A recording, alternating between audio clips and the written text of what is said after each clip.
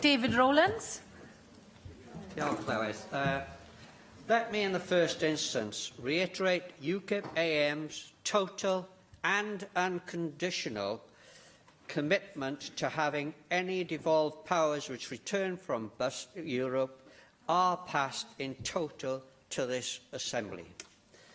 However, I find it quite incomprehensible that there are two parties in this Assembly who have become so vociferous with regard to this land grab of powers which are to be devolved to the UK from Europe, when they were quite content to let those very powers reside in Brussels ad infinitum. This, despite the fact that there are only...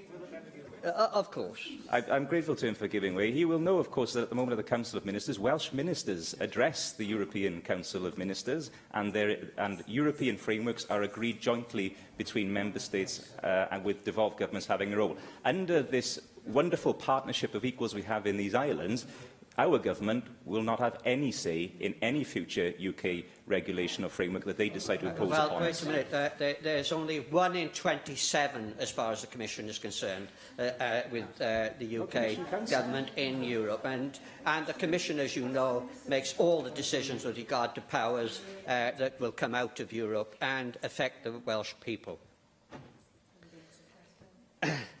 This, despite the fact, and I'll go on to make this point, this despite the fact that we had only 4 representatives and MPs in an undemocratic parliament in the EU, as opposed to 40 representatives in Westminster, a democratic parliament, most of whom, I'll point out, are Labour MPs.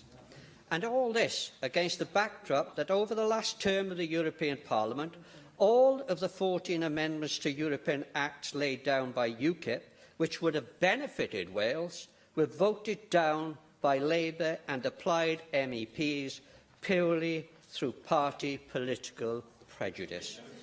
I'm afraid the rhetoric of both Labour and Plaid on these matters rings conspicuously hollow.